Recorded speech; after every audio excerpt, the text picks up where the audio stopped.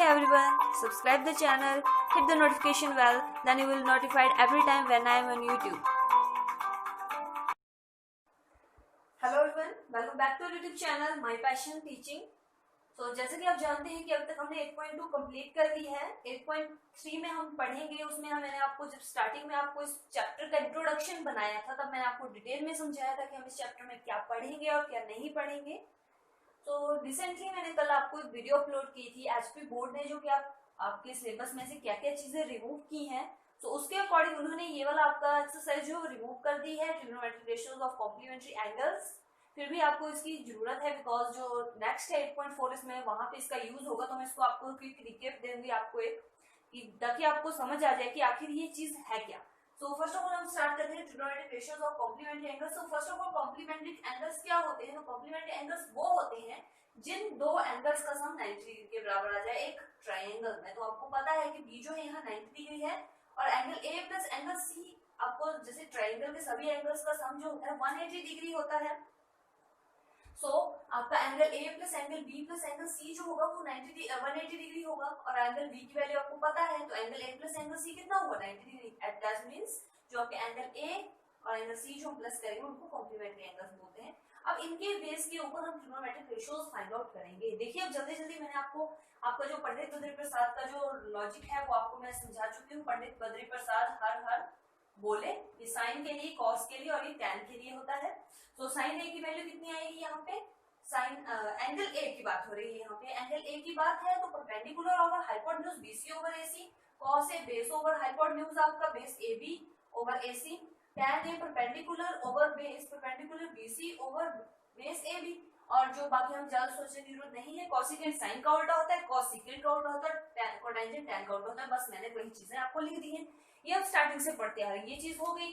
अब आप देखो इसमें अगर मैं आपकी वैल्यू निकालूं एंगल सी की इसमें से, तो वो कितनी होगी? 90 डिग्री माइनस ए, यही होगी ना। आपको एंगल सी को आप 90 डिग्री माइनस एंगल ए भी लिख सकते हो, लेकिन हम कन्वीनियंस के लिए, मतलब इजी वे में लिखने के लिए हम सिर्फ एंगल ए भी लिख सकते हैं, ओनली ए भी लिख सकते हैं, ठीक है।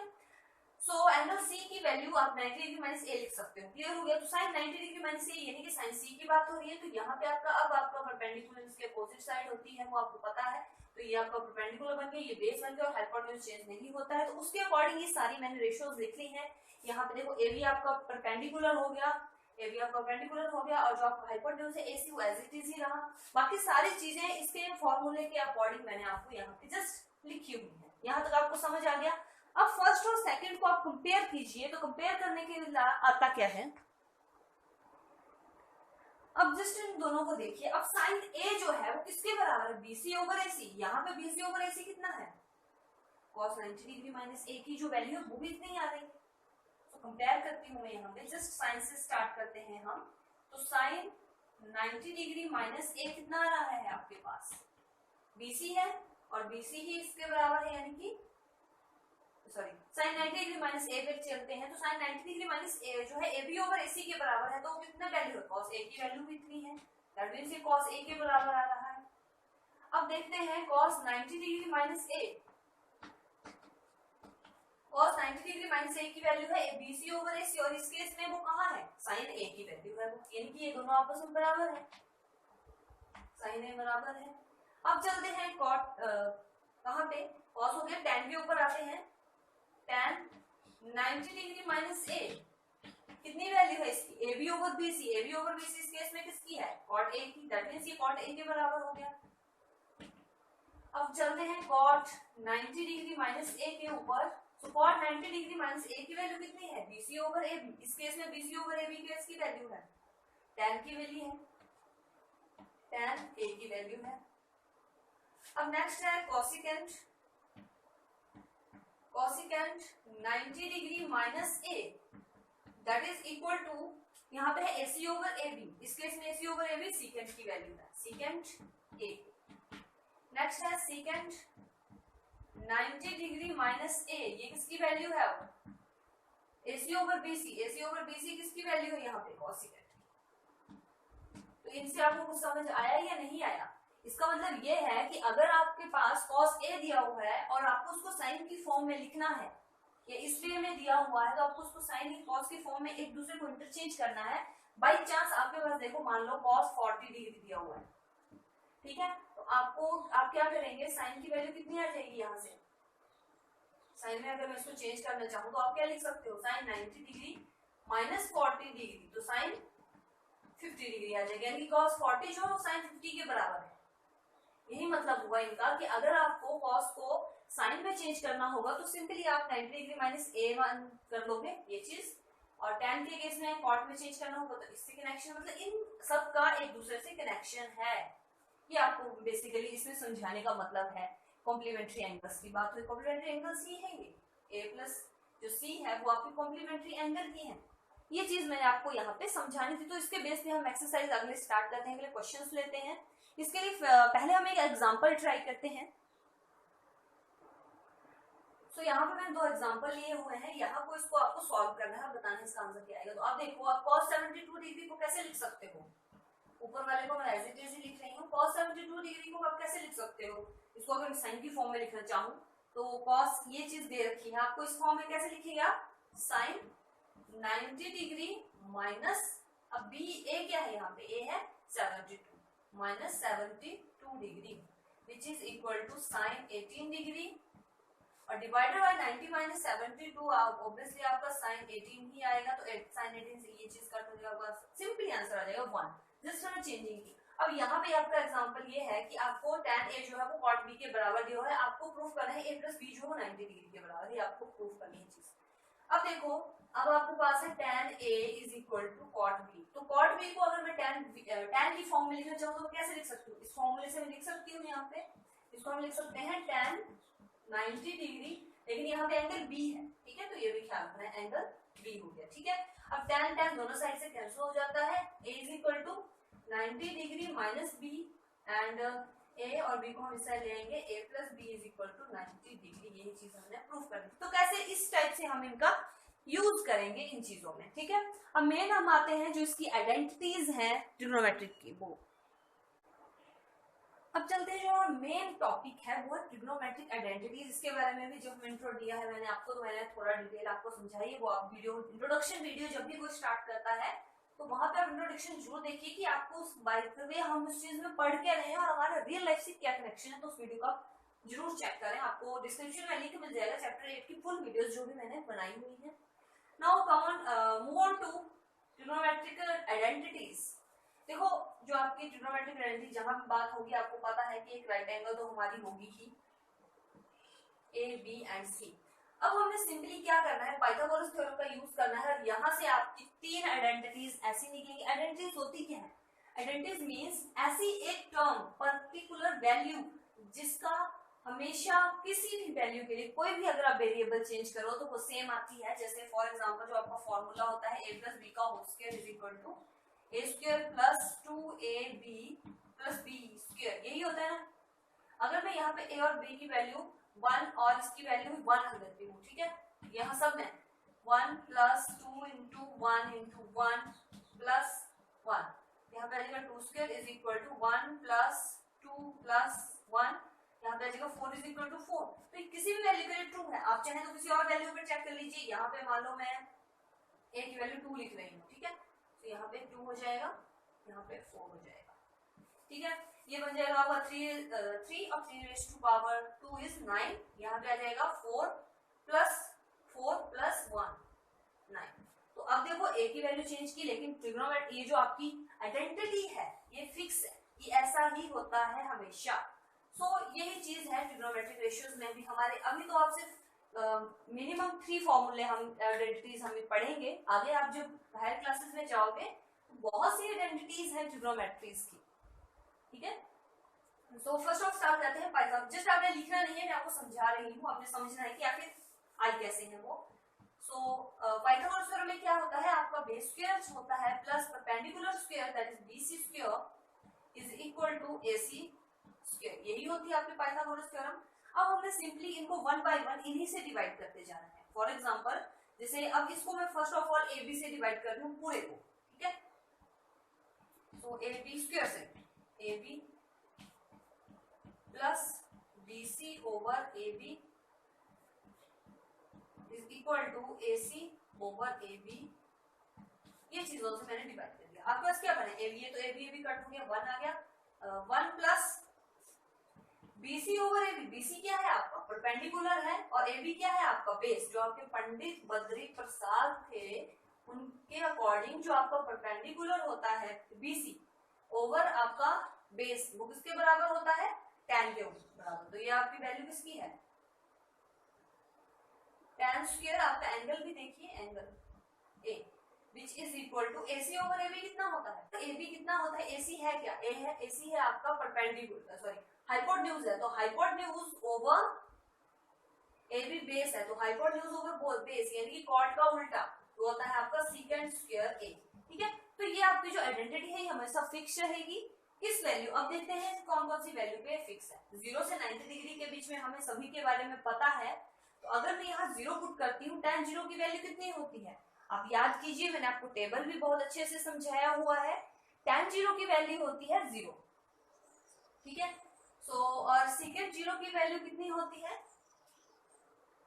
1 और 1 प्लस 1 यानी 1 इज इक्वल टू 1। तो 0 पे तो ये डिफाइन है, अब बीच वाले जो है उन पे भी ये डिफाइन है। अब देखते हैं हम 90 के ऊपर, तो 90 के ऊपर tan 90 की वैल्यू जो होती है tan की वो आती है आपकी नॉट डिफाइंड होती है। साइन की वैल्यू साइन 1 ओवर कैसे हम फाइंड आउट करते हैं, साइन की वैल्यू थी 1 और जो कॉस की वैल्यू थी 0, तो वो डिफाइन ही नहीं करता। तो ये आपकी जो आइडेंटिटी है ये वैलिड रहेगी 0 के ऊपर लेकिन 90 से कम, 90 के ऊपर ये वैलिड नहीं है। ठीक है, एक आइडेंटिटी आप समझ गए। अब सिंपली हमें वैसे ही करना है, AB से हमने देख लिया, अब हम डिवाइड करते हैं दूसरी टर्म से कर देते हैं BC plus BC over BC whole square is equal to AC over BC whole square. अब यहाँ पे चेक कीजिए, AB ओवर BC क्या है आपका, AB आपका बेस है और जो BC है वो आपका हाइपोटेन्यूज परपेंडिकुलर है। तो ये कनेक्शन किसके बीच का है, कॉट का। तो ये बन जाएगा आपके पास cot square A plus 1 is equal to AC over BC। AC है आपका परपेंडिकुलर और BC है आपका हाइपोटेन्यूज। तो ये कनेक्शन इसके बीच में है लेकिन अपोजिट में है। तो यहाँ पे आपका आता है साइन का opposite that is cosecant square A। ठीक है, ये आपकी वैल्यू हो गई, ये आपकी सेकंड आइडेंटिटी, ये आपकी फर्स्ट आइडेंटिटी है, ये आपकी सेकंड आइडेंटिटी है। अब देखो इसको भी हम चेक करते हैं 0 के ऊपर, तो cot 0 की वैल्यू क्या होती है, tan 0 की वैल्यू होती है 0, ये होती है tan 0, cot 0 की वैल्यू भी 0 होती है। ठीक है, कोसेकेंट की जो वैल्यू होती है वो होती है कोसेकेंट हमारी यानी कि साइन का अपोजिट। तो साइन कितना होता है, साइन 0 0 होता है, 0/1 होता है, तो 1 ओवर 0, तो यानी कि ये तो डिफाइन नहीं करती 0 के ऊपर वैल्यू। अब हम चलते हैं 90 में, बीच वाली जो है वो उनके लिए सबके लिए ये आपकी आइडेंटिटी डिफाइन करती है।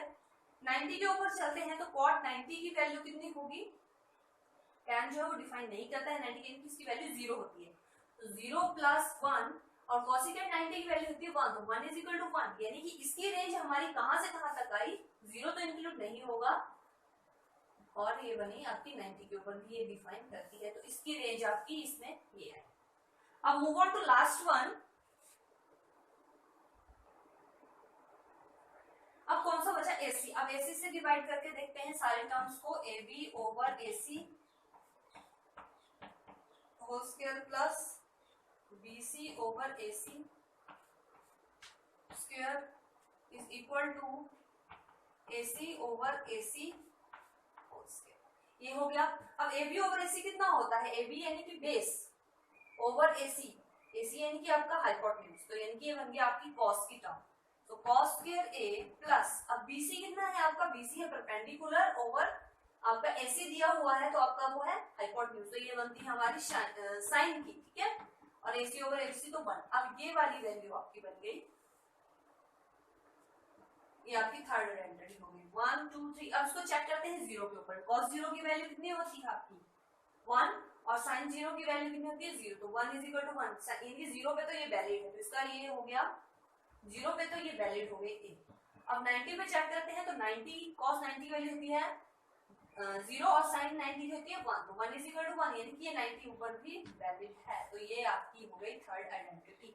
तो आपकी तीन आइडेंटिटी कौन बनी, cos square a plus sin square a आएगा तो 1 plus tan square a is equal to secant square a, cot square a plus 1 is equal to cosecant square a। ये चीजें आपकी वैलिड हैं क्वेश्चंस में। अब हम इन पे क्वेश्चंस करेंगे ताकि आपको और भी डिटेल समझ आए। अब आपको मैं इसका एक क्वेश्चन समझाती हूँ ताकि आपको समझ आ जाए। एक्सरसाइज नंबर 8.4 का क्वेश्चन नंबर 1 है। सो sin a secant a tan a को आपको cot a की टर्म्स में लिखना है। अभी हमने तीन आइडेंटिटीज देखी हैं, उनके ही बेसिस पे हम ये करेंगे। अब देखो cot a कहाँ आता है sin के कनेक्शन में, या तो आप देखो cosecant, आपने एक फॉर्मूला देखो, एक फॉर्मूला पढ़ा, वो है 1 plus cot square a is equal to cosecant square a। अगर मैं यहाँ पे cosecant का आप जानते हो जो साइन होता है उसका अपोजिट होता है cosecant, होता है ना, इसको मैं साइन लिख लेती हूँ cosecant। आप देखो इस फॉर्मूले को कैसे कैसे लिख सकते हो, पहले वो सीख लीजिए। आप यहाँ पे इसको माइनस कर सकते हो, cot square a is equal to 1। आप इसको ऐसे भी लिख सकते हो तो कंफ्यूज नहीं हो, ठीक है। नाउ इसको मैं साइड ले आती हूँ तो ये आ जाएगा 1 ओवर अपोजिट करेंगे हम का, यानी कि साइन में जब हम चेंज करेंगे तो इस फॉर्म में आएगा, इसको अपोजिट करेंगे तो फिर cosecant ही बन जाएगा, is equal to 1 plus cot square a। हमें इसको cot स्क्वायर a की फॉर्म में लिखना है, तो अब हम इसको अपोजिट कर देते हैं, यानी कि अब हमारा मतलब इसको इंटरचेंज कर देते हैं, न्यूमरेटर को डिनोमिनेटर बना देते हैं, इसको भी और इसमें भी। इसका डिनोमिनेटर कुछ नहीं है तो यहाँ की 1 होगा, तो 1 over 1 plus cot square a, और जो आपका साइन की वैल्यू आ जाएगी, साइन a चाहिए ना, तो वो अंडर रूट हो जाएगा, 1 का अंडर रूट तो 1 ही आता है, तो 1 plus cot square a under. So आपको साइन a जो है हमने cot की फॉर्म में लिख दिया, यही हमसे बोला हुआ है, एक चीज हमने लिख ली। अब हम चलते हैं सेकंड क्वेश्चन पे, दैट इज sec a। तो sec a को आपने अभी फॉर्मूला क्या पढ़ा कि जो आपका tan स्क्वायर a होता है plus 1 is equal to secant square a, इसके बराबर होता है ना। ये तो और भी इजी हो गया, बिकॉज जो आपका tan स्क्वायर a जो होता है उसका अपोजिट ही होता है cot, हमें cot की ही टर्म में इनको लिखना है। तो यहाँ पे आप लिख सकते हो 1 over cot square a plus 1 is equal to secant square a, ऐसे लिख सकते हो। अब इसको आप यहाँ एलसीएम ले लीजिए, मैं इसे ले आती हूँ secant स्क्वायर a को, यहाँ पे एलसीएम ले लेते हैं हम, तो हमारे पास बन जाएगा 1 plus cot square a divided by cot square a। हमें चाहिए sec स्क्वायर, sec ओनली, तो secant a is equal to आपके पास कितना आ जाएगा 1 plus cot square a under root divided by cot a। यहाँ पे आपका अंडर रूट रिमूव हो गया क्योंकि cot स्क्वायर a था, तो यहाँ से आपका रिमूव हो गया अंडर रूट। अब लास्ट तो बहुत ही सिंपल है, that is tan a। So tan a की जो वैल्यू आएगी वो आपको पता है कि tan a जो होता है वो अपोजिट होता है cot a का, या दोनों आपस में अपोजिट होते हैं, तो सिंपली इसको हमने cot a की फॉर्म में लिख दिया। तो secant a ये हो गया आपका, और sin a को cot a की फॉर्म में लिख दिया, और secant को भी इसकी फॉर्म में लिख दिया। जो नेक्स्ट क्वेश्चन है आपका, right all the trigonometric ratios in terms of sec a, वो आप ट्राई करेंगे, और sec a की फॉर्म में सारे ट्रिग्नोमेट्रिक रेशियो जो है sin, cos, tan, cosecant, ये सब जो है उनको आपने sec a की फॉर्म में चेंज करना है, जैसे आपने अभी आइडेंटिटीज पढ़ी। बाकी हम कल करेंगे, तो आज के लिए इतना ही। होप आपको ये समझ आ गया होगा, मैंने आपको बेसिक से समझा दिया। So like, share this video and share this video with your friends, and also subscribe to my channel so that you never miss any update। और जो पेपर है आपका एचपी बोर्ड के अकॉर्डिंग, उसको आप देखना ना भूलें, ताकि आपको और आसानी होगी क्या क्या चीजें हमने पढ़नी है और क्या क्या नहीं पढ़नी है। So thank you.